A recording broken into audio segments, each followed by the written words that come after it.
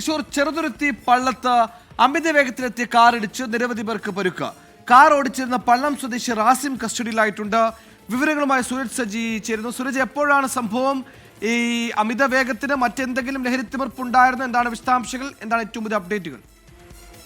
സുഹൈൽ, ഇന്ന് രാത്രിയോടുകൂടിയാണ് ഇത്തരത്തിൽ ഈ അമിത വേഗത്തിൽ ഓടിച്ച കാർ ഈ ചെറുതുരുത്തി പള്ളം എസ്റ്റേറ്റ് പടി ഭാഗത്ത് അപകടത്തിൽപ്പെടുന്നത്. നിരവധി ആളുകൾക്കിടയിലേക്ക് ഈ കാർ ഓടിച്ചു കയറ്റുകയും ആളുകളെ ഇടിച്ചു തെറിപ്പിക്കുകയുമായിരുന്നു. പള്ളം സ്വദേശിയായിട്ടുള്ള അബ്ദുള്ളക്കുട്ടി, അതോടൊപ്പം തന്നെ ഷബീർ, അബൂബക്കർ തുടങ്ങി നിരവധി പേർക്ക് പരിക്കേറ്റു. പക്ഷെ ഇവരുടെ ആരുടെയും പരിക്ക് സാരമുള്ളതല്ല. ഈ ആളുകളെ ഇടിച്ചിട്ടതിന് ശേഷവും ഈ കാർ അമിത വേഗത്തിൽ മുന്നോട്ട് പോകാൻ ശ്രമിക്കുകയും പിന്നീട് ഈ